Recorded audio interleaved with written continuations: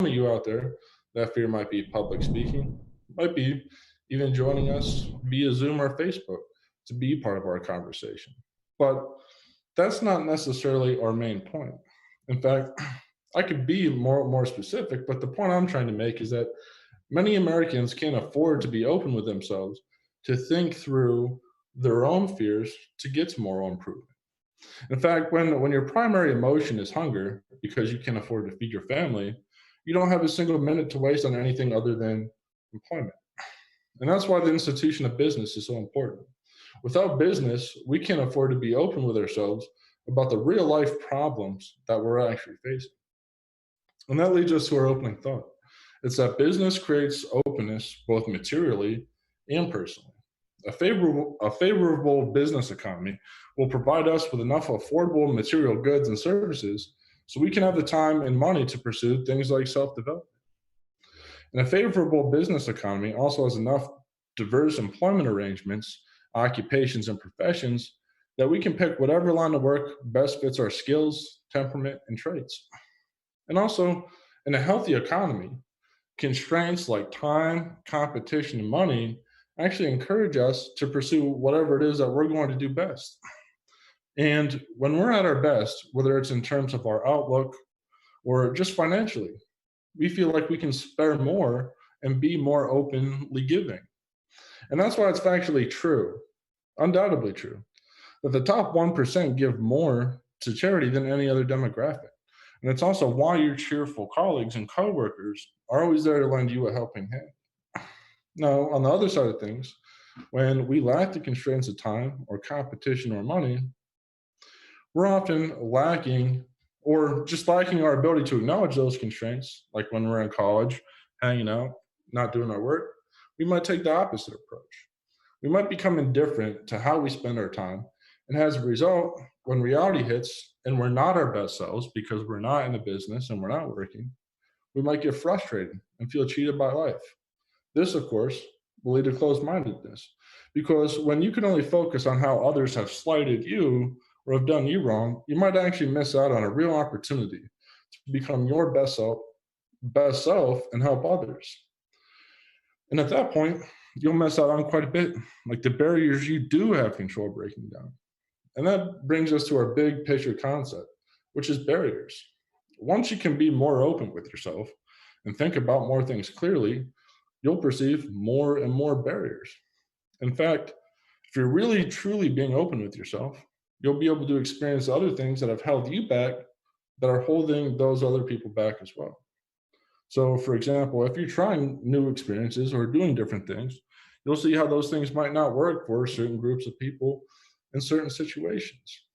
And ultimately, if you really have enough time to think openly, you'll see the biggest thing that's holding people back in our time is partisanship. You'll see how the needless tit for tat partisan games, exaggerated rhetoric, and name calling is ruining the dignity of our republic and the character of our citizens. And that's why we're talking to you, because we know you're an open minded and free thinker. And we know you care deeply about the institution of business. That's why we need you to join us in advocating for these causes by inviting your friends and family to the AFPPA pages and groups. And thanks, Michael, for joining. We definitely appreciate you. But again, invite friends and family to AFPPA groups. Follow us on Twitter and follow us on our AFP Pennsylvania page. That way, you'll have the tools to continually open your mind and advocate for the businesses that you care about. So, to be clear, business creates openness, and openness lets us more clearly perceive barriers. And when we're able to really be open, we're able to notice the biggest barrier that we're facing is partisanship. But we don't have to let that be a permanent social barrier. We can actually address partisanship by being more open with ourselves. In fact, my great friend Nick from GLI often asks, what is it that is your own partisan boogeyman, or what kind of partisan problem bothers you the most? And if you can actually find out what that is and confront it, then you can move towards a less partisan society. So for you, that might look like actually reading Karl Marx or learning what Marxism is actually about. For others, That might mean having a conversation with a conservative or a lunch with a libertarian. The other thing that we can do to go from problem to prosperity is safely reopen businesses. Because when people are primarily concerned with finding food and shelter, it's difficult to give them the tools they need to actually pursue self actualization. So we want to bring back business so people can have the dignity of working again and improving their moral character. And lastly, I want to combine points one and two. You see, if you can confront your partisan boogeyman and explain why to those whom you're disagreeing with, why supporting or perhaps even not supporting business isn't a matter of putting profit over people, but actually a matter of helping people pursue their own version of the American Um, dream. Hello, your mom is my little bitch. Your you is my little bitch, Then and your you might be able to move into a more or less. I am hacker. I am hacker. Please. And that's why I want to go to our comments from our community. Tonight, I have my two good friends, Dave and Grant from Tennessee. Also, if you're out there and you want to get involved, go ahead and turn on your camera and just ask away. But what I wanted to ask them was, what is it do you think that'll happen if we can't confront the misconceptions about those we disagree with and why it's important to confront those misconceptions? Yeah, I'll go ahead and start, man, if we can. I think, let me see if I hosted. So yeah, it doesn't matter. I was going to see if I could share the screen because there's some interesting Pew research that's actually been done in this, but I'll just explain that you can actually see the graph taking place here that Pew's been taking this same poll, I mean, since about the late 70s, early 80s. And it takes the sort of ideological spectrum of incoming House members over 10 different identifications, 10 different votes, 10 different, doesn't matter, right? Pick your 10 different issues. And it takes that polling from Democrats and Republicans of incoming freshman House members, right? And what we started to see, man, is around 70s, early 80s, there's about a 2 to 3 point split. Okay. But over the last 10 to 15 years, there's this exponential divergence on both sides. Now, arguably, the data actually indicates that it's a much further split on the left than it would be the right, but I don't think that's necessarily worth splitting hairs over right now. The data actually shows that you can statistically plot out the fear of what you're talking about, Sig, right? You can actually see on a chart to where the left and the right are getting further and further separated from each other. And what ends up happening is if we can't find common ground, you start to, it's almost like you're speaking a different language than the other side. You're saying the same words, it's the same language, but you just can't interpret, you can't parse what the other side is saying. And inevitably, you end up getting stuck in your own echo chamber because the only people you can relate with are the people that understand the words that you're using. Well, and that's the interesting point is how can anybody claim to be open in such a partisan society? You know, where is the openness? I know one group of people or another might claim that they're more open than another, but if we really were open, we would exchange ideas in such a way to bring us more together than further apart. And I think my fear, man, is that people end up living in this sort of a hypothetical or just a totally fabricated world. Because if all you ever do is speak to your own folks about your own stuff, if you only speak to if the left only speaks to those on the left, if the right only speaks to those on the right, then you see that data continuing to diverge until what inevitably ends up happening is you speak to your buddies about the supposed or alleged boogeyman on the other side that may or may not ever end up coming to fruition, right? But you live your entire life as if he's there, as if he's going to be on your doorstep tomorrow. And everything you do, all this rhetoric that you spit, all the time that you spend talking about stuff, you end up developing this monolith on the other side that's just not real. It's just not real, man. And you can't break it down because the first time you have a genuine interaction with someone from the other side, two things are going to happen. You're going to try and fight them, or you're just not going to believe there because you living in your own world. You know what I'm saying? Like, I don't know. Yeah. Sometimes you got to force yourself to have a conversation with those that disagree. And that's why part of what I'm trying to do is encourage people to get over that. I know, for example, people say all this stuff about communism, but they don't understand, for one, why communism actually succeeded, and that's perhaps a conversation for a different day. But I wanted to hear what David's thoughts are, and one, you know, what he thinks that is a problem and what we can do to help overcome it.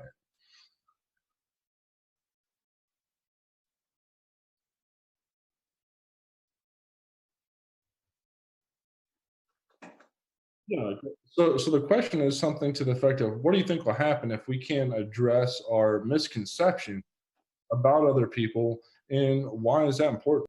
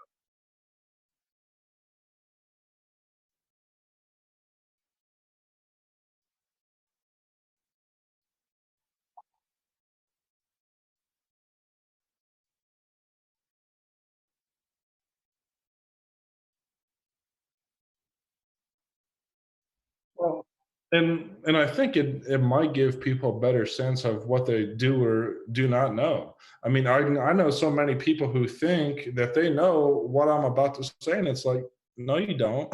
Okay, I don't even know what I'm going to say half the time. There's no way you know what my belief system is, because I still haven't completed moral discovery. I haven't totally found out what my final virtues are, the things that I really believe. So I think it's just important, so that way people can know what they do and don't know about the other side, if that makes sense.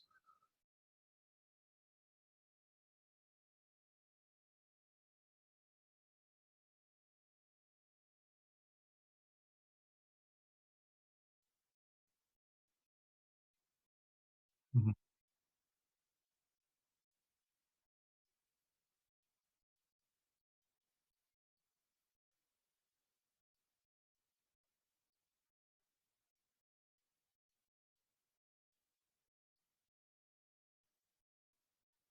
Yeah, and that's why I think openness is such a major virtue, or something that we do well. But also, I think it's important to point out, or people might overlook the fact that the role business plays in openness and self actualization.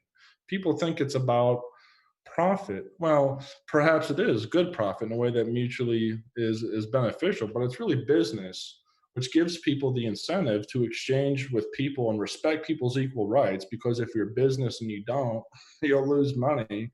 Um, but I really think that that's something important to drive home. What do you think about that, Grant? Well, look, man, I think, you know, as far as there being a mutual exchange, I don't know. I'm trying to be as honest as possible here. I don't know when that will come to fruition. I don't know if we can get there quickly enough, because again, it just seems like divisiveness and volatility is the manner in which everybody's exchanging stuff today, right? It seems like it's what sells up at top. It seems like every single time you hear a tweet or read a tweet from anybody that's in leadership anywhere else, man, it's all just driving home this idea of like, how do I get one over on the next guy, right? And that dude, that bull in the China sub stuff is what's selling right now. But oddly enough, bro, like while I'm working, I do stuff here at the Tennessee legislature, and I've been telling my buddy David here as well that I truly do believe that trust is the new tradable commodity of the future, right? As we're getting into a stuff where stuff seems so in flux, the economy seems so in flux, people don't really have safety or security in a lot of stuff now, man.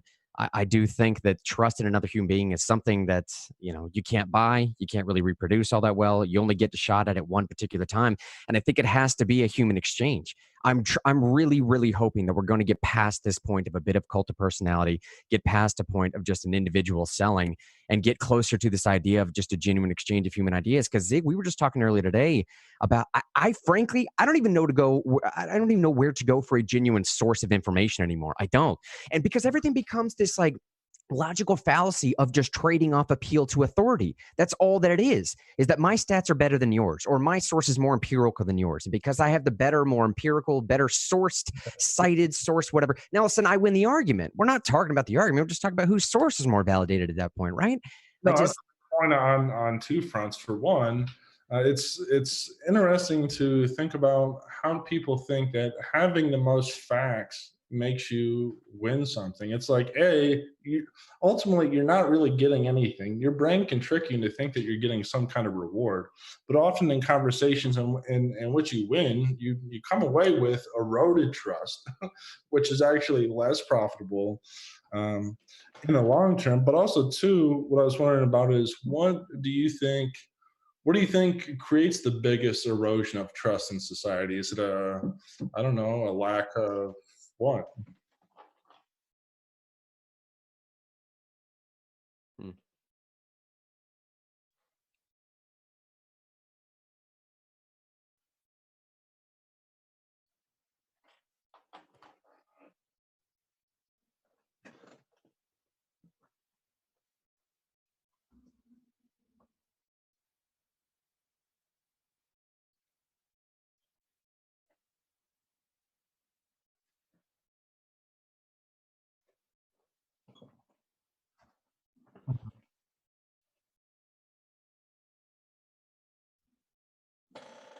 Yeah.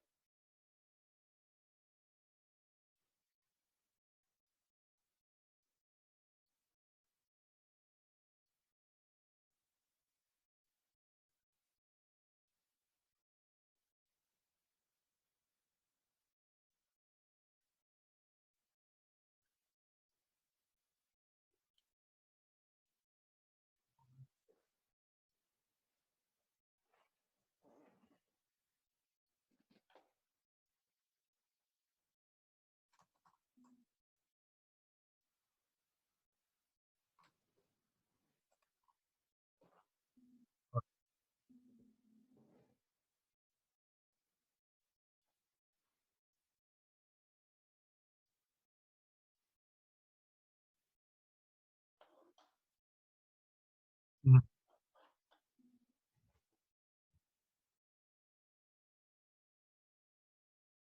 Mhm. Well, and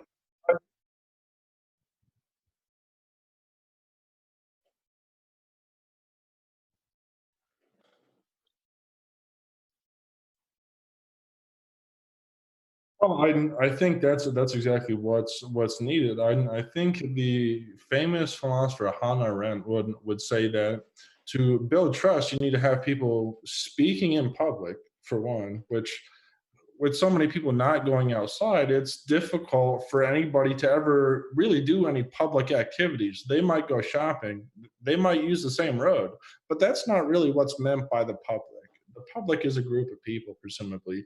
But two, people have to be willing to make promises and keep those kinds of promises. But because so many people are stuck inside, watching things that I would argue divide people, whether it's whatever their favorite news station, whatever pundit can get the most ratings. When people aren't going outside, they're not making the promises to build good faith. You have to promise to do something for somebody and then do it to build good faith, to build the trust that you need to get over partisan division, at least in my opinion. Yeah, I guess I'd like to suggest people sometimes to read this. It's a short little read, man, and maybe it won't do a lot for a lot of people. But the book called The Go Giver, right, is one that I like to show to people that there is this idea. I think inherently, man, it comes down to this idea that just people, altruism is not a thing that people believe in, at least not in our native state. Like you just don't believe that someone is genuinely doing something good for the sake of doing something good. Right, like it's not born into us. Everyone has to be looking out for their own best interest at all times. But the Go Giver tells this sort of story of these sort of key takeaways that the best way to succeed is not to try and take everything from life yourself, but to share it with other people. In so doing, you make sure that like you add value to the experience of every person, or in this case, the customer that comes into your business. As you're doing that, your success then depends on how many lives you end up touching because you place other people's interests first to achieve your goal. Your business then will get nowhere without this sense of authenticity. And it goes back to that element again of what you're really doing is trading trust with people. That's the commodity of the exchange that you have. I mean, even here at AFP, man, we have a sense of an exchange. we have a similar marketplace. We're sort of just changing, our sense of trust and our policy decisions for their time to help us make these massive movements to make change at the grassroots level, right? And I think that's a valuable exchange, and it's a tangible one for a lot of people too. But it's one that people just have to believe. Are you really doing, like, what are you getting out of this? Okay. Well, I think what ought to be clarified in more people's mind is something that we all celebrate and cherish, this idea of mutual benefit. So if I'm going out and doing something with the expectation of a reward, there's nothing inherently wrong with that. What would be wrong is if I expect a reward, but that reward doesn't do anything for you back. That's the issue. And people ought to accept, like, hey, people want to go be ambitious. And if it benefits them and it benefits me, let them go be ambitious. I don't have to be suspicious of these people. I don't Hmm. have to say, oh, look at this ambitious hotshot. What is he trying to do? What's his secret plan? What's the dark money evil forces that are trying to get us? No, perhaps he's trying to provide benefit to you and benefit to himself.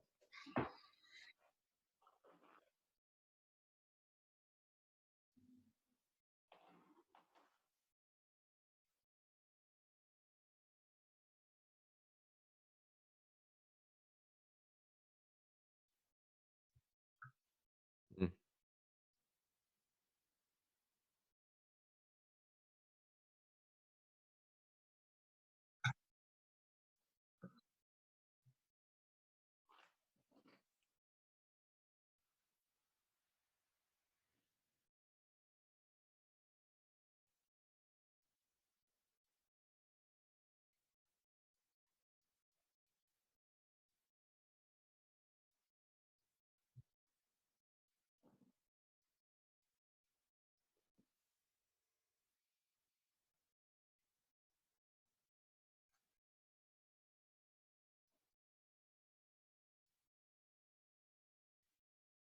Yeah.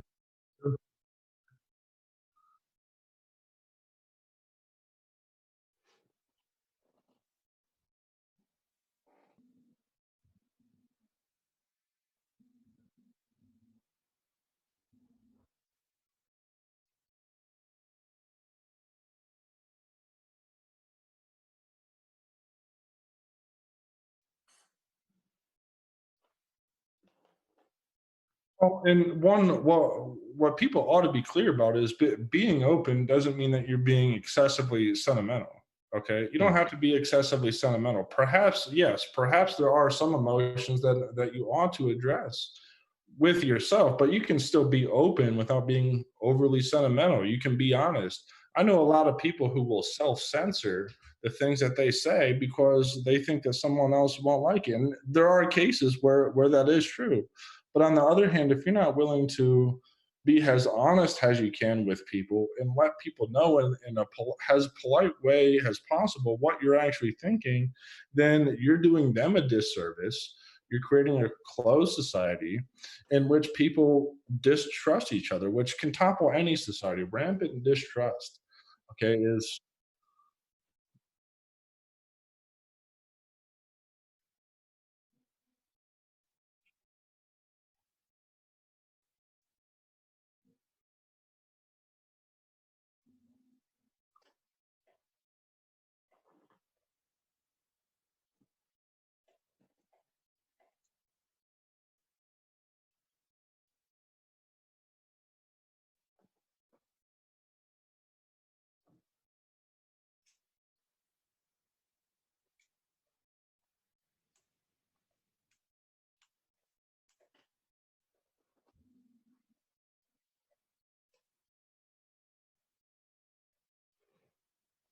Vulnerability does breed vulnerability, man. Like, you give someone an opportunity on a single occasion, if it's cathartic enough, possibly on a couple of occasions, and they will be sold out, right? I mean, like, building community, a sense, like, if I drop my guard, someone's going to be much more inclined to drop their guard, right? And as each one of us drops those guards, and we stop relying upon defense mechanisms each, and we get to know each other more and more. But you have a couple experiences with someone just doing it that genuinely. I'm telling you, man, it's something I would come back for every single time for sure. yeah, and I think that's the one advantage that we have in our community is that we don't necessarily find anything wrong with having open conversations because that's where the real long term value is. So I'm right there with y'all in that. Does anybody want to give any last concluding thoughts before I turn it over?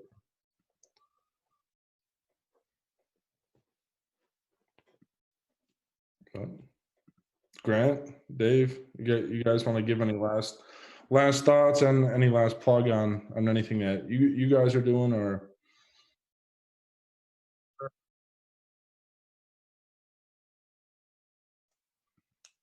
Yeah, awesome, man. What about you, Grant? No, absolutely. Same here. I want to thank you for putting it on and for starting this kind of conversation. Honestly, I think the easiest thing to do sometimes is, well, just not have these kind of conversations. And I mean that in all sincerity, right? These are tough things to push. They're tough things to even bring up. And it's but in that discomfort, man, I think that's where you find true growth and progression. And I think you can fall on some good common ground with people. But starting simple conversations like this, I think, is the best way to finally start to have a disagreement. David, dude, plug one more time what you think we're doing in Tennessee, man. The disagreements amongst friends and non-enemy stuff, man. I mean,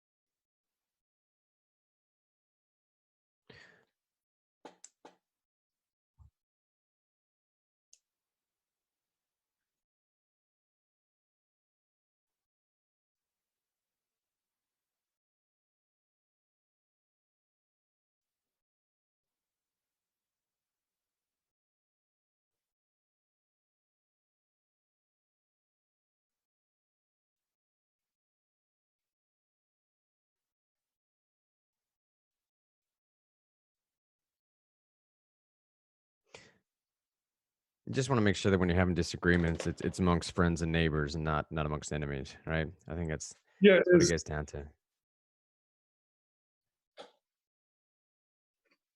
Yeah, right. is that the language that you use to promote the event, disagreements amongst friends and not?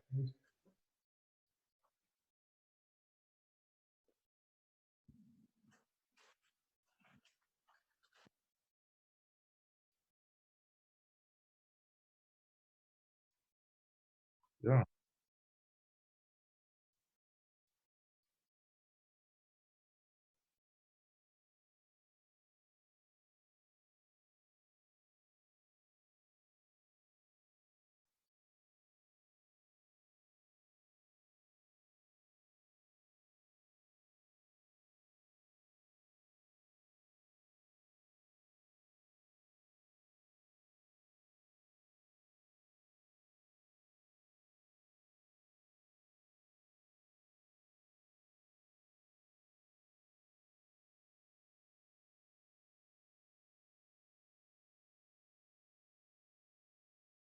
Well, and on a lot, and we can continue this conversation for a little bit. I suppose there's no hurry per se, unless you guys got to go.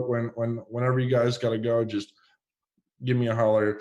But no, that's a lot of people. What they're seeing on TV isn't a reflection of the actual philosophy that's guiding these people to take those actions. Like people, I've studied philosophy, and I understand that what's motivating people in academia, which largely creates those movements, are philosophies that people aren't even exposed to or don't know or don't understand why so many people in academia care about things like Marxism, even for example. And I guess that's the main point that I want to bring to people is that what you're seeing on TV is not real. it's epiphenomenal. It's like an illusion. You're seeing a caricature of somebody else. You have no clue what anyone believes.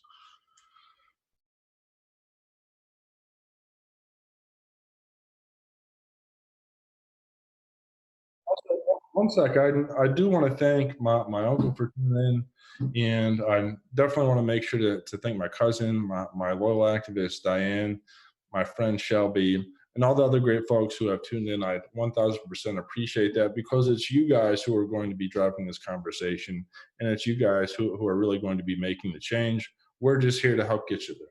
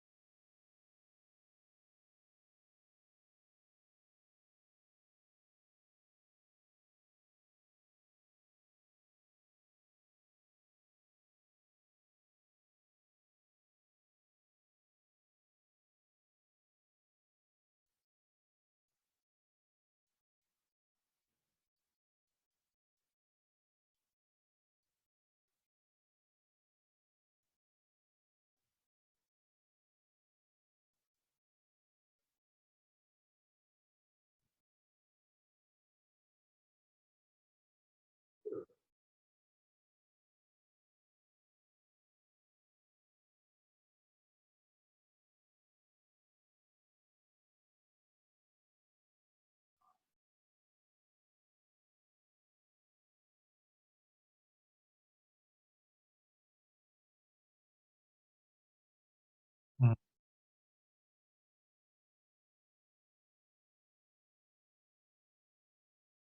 Well, and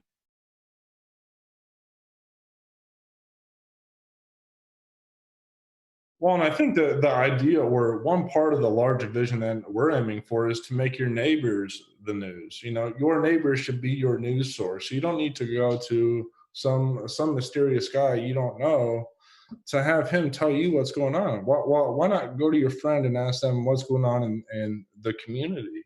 Heck, perhaps it's even the case America was designed, where we're supposed to know what's going on in our communities first, and the state level and the federal level. But I think that's part of our vision, is to make sure people know what's going on in their communities. That's why I try to share like a lot of community stuff to our group page, because I know that we need to have that information. People need to know what's going on politically, with their commissioners. Commissioners have just as much authority as anyone else.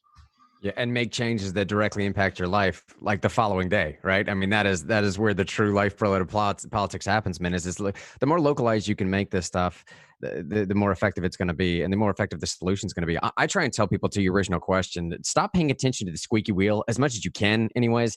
And the problem that I think has entered society now is that as our mainstream media sources are starting to atrophy, and I'm not, I'm talking like the old school ones, New York Times or Fox News or CNN, it doesn't matter. As the big boys are starting to slowly die off, because there is a news source on every corner right now. Like you just said, everybody has access to a camera that has the quality arguably similar enough to be convincing to the big boys now. You can get on Twitter and get information for anybody that's directly on the source. Journalism is starting to redefine itself as well. As that happens and more people are picking up YouTube, I watch this guy on YouTube, man. This one of these guys that gets more views on a political show than Tucker Carlson does on an average basis, right? So, I mean, like the trends are now starting, and I'm not joking about that. I'm talking 4 or 5 million views per video. Tucker Carlson is about a million less than that. The point I'm making is, as mainstream media is starting to die off, they're also needing to sell more and more ads than they ever did before. And I'm starting to think the only way you can sell ad is sort of the bleeds it leads type scenario. The more sensational it is, the better it's going to do. And I'm thinking, like, with these Kavanaugh hearings, man, I saw the media that was showing somebody trying to rip down the doors, these 13-ton doors at the Supreme Court building. I mean, literally clawing at the sides of it, screaming to the air in frustration. And I was thinking, like, there's no way that's real, man. Like, and I'm not saying they're paid actors. That's not what I'm saying. I'm just saying, like, that is not a decent representation of people's genuine frustrations or acceptance of what's happening right now. And if I allow myself to get into that too much, now listen, I think that's the representative of everybody that disagrees with me, or vice versa. It doesn't matter. That is problematic. In and of itself, it's extremely problematic. And I think that's what I'm trying to tell people. Stop paying attention to the box in front of you so much, because that squeaky wheel is what's getting the oil. And that's the 5% is what's leading the narrative. It's not what we feel, though, right? Well, I think the issue is just right along what you're mentioning. In fact, perhaps it's even a downfall in capitalism, if you want to say that. If you want to say that excessive emotions are leading to people buying things that are inherently irrational and dangerous to society, then yeah, perhaps that is a honest to goodness fault in capitalism. So I think even perhaps some critiques of capitalism are valid in that regard, and that people's emotions are being exploited to sell ads on TV, right?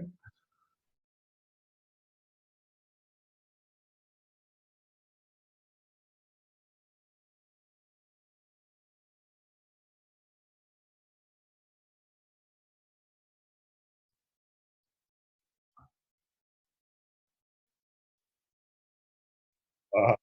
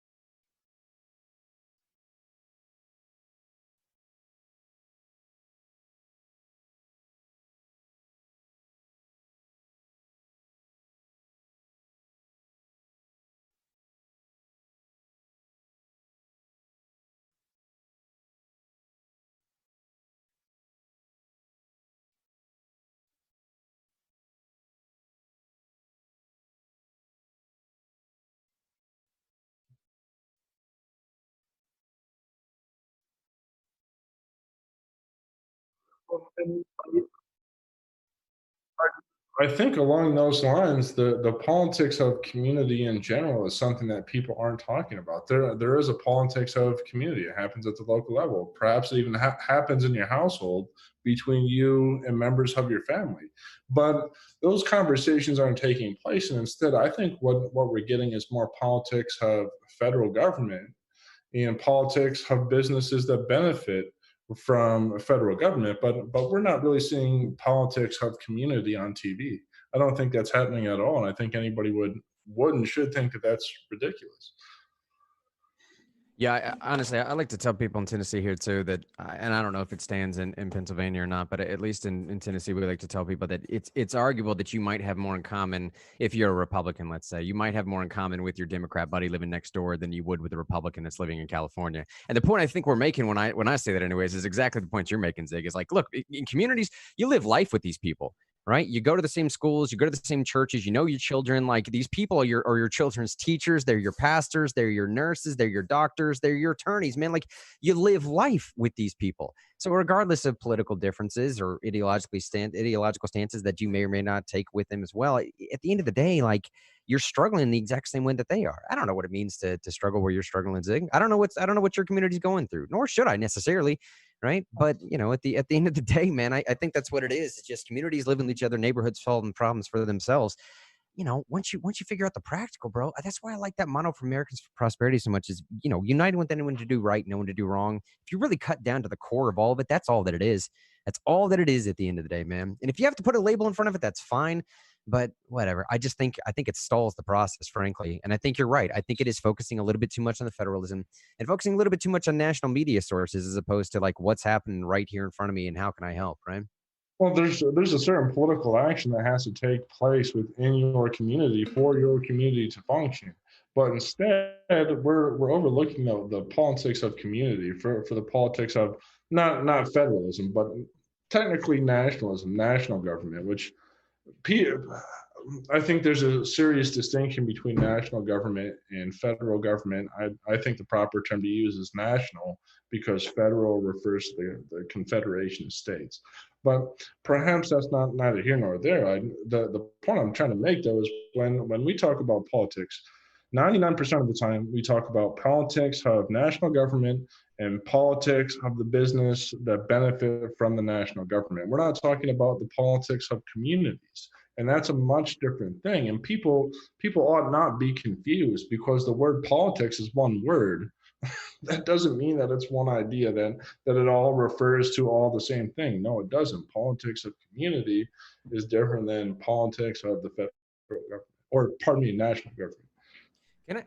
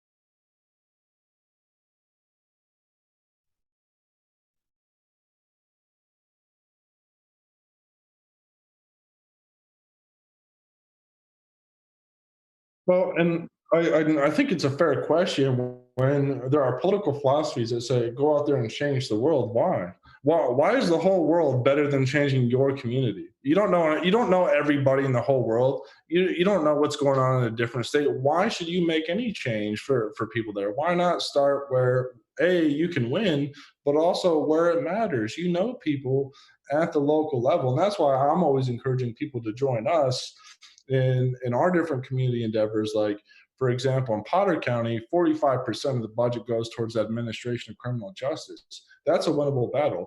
Everybody who's listening right now can join us on that issue, and we can win. That is something that we can change, especially with what's going on with healthcare. That's too much money. It's simply too much money to be devoting towards the administration of criminal justice. Same in various counties where these RGGIs and these green energy mandates that are coming down. Anybody can join us. We can make a movement right there in Lycoming County, the various counties in North Central, and make a change right away. And I encourage folks to do so by, again, inviting folks into our page, liking AFP Pennsylvania, and things of that nature. But I think that point stands. We can win right away.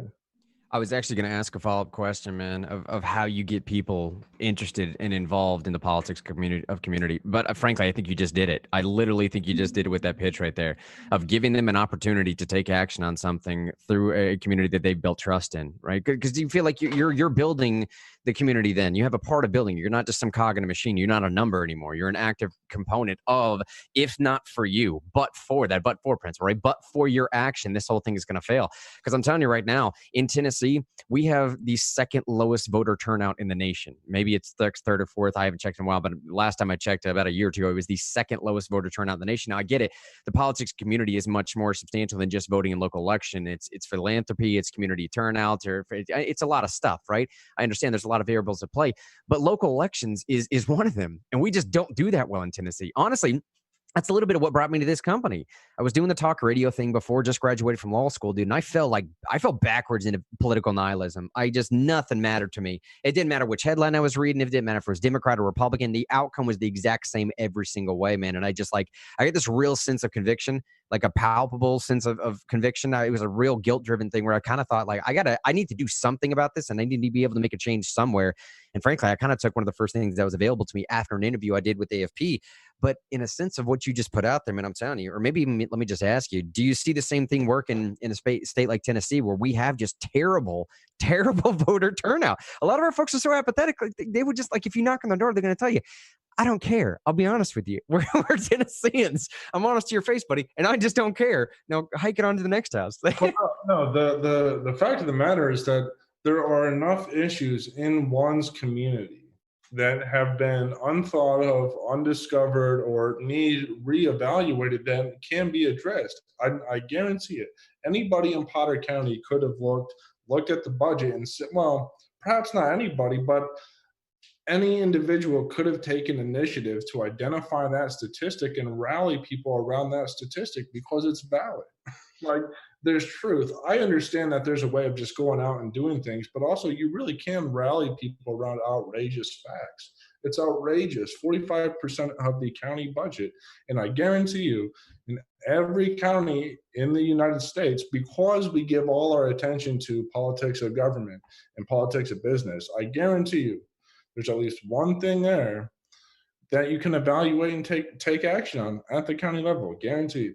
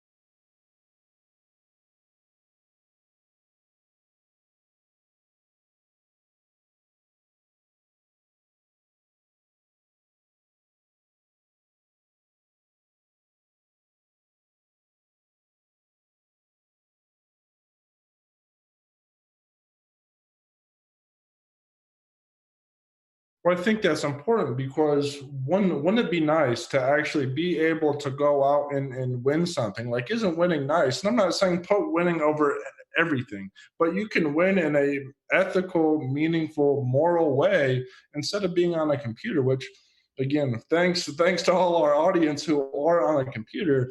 But instead of going back and forth about things that you can't change and you're not going to win, why not join a nonpartisan group where you can win today? Join us now, and I guarantee you we can find an issue in your community today that we can win on. If you are agreeable, you want to coach, you want to work, we'll do it all. But I guarantee you there's an issue that by joining with us, you can win. And you don't have to have a heated debate. You don't have to get nasty with anybody. We're not doing that. Yeah, and in the day and age of just pure virtue signaling, man, what a relief if there's not a better word right now. Or to finally just like be able to do something, make a phone call, shoot a text message, knock on a door, show up to a legislator's office. I mean, dude, there's such a multitude of things that could be able to be done right now that can actually affect change and affect action. And I don't know, man. I don't know, you know what I'm saying? It's just on any given day, you can take a different action somewhere. And it's just like in the day and age where in the past, like the most you could possibly do is just post something on social media. Yeah, it could go viral. But what have you done after that? I don't know. I really don't. And if I when I can walk back to a couple of activists of mine in Tennessee and say, look at this, man, look at this mountain of data that you just compiled and look at the outcome of this. It's a legitimate win, like you said. It's a legitimate win that has a feeling attached to it, right? Yeah.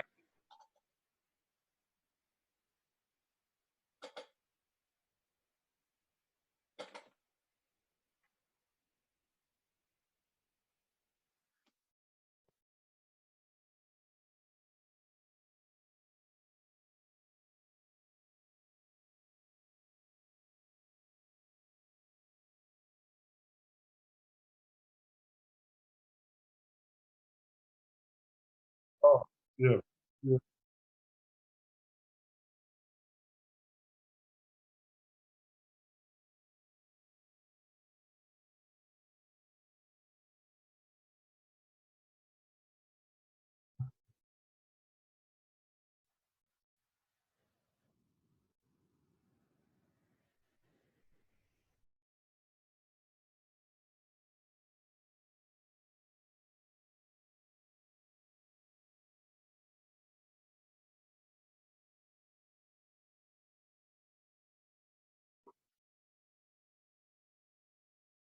Well,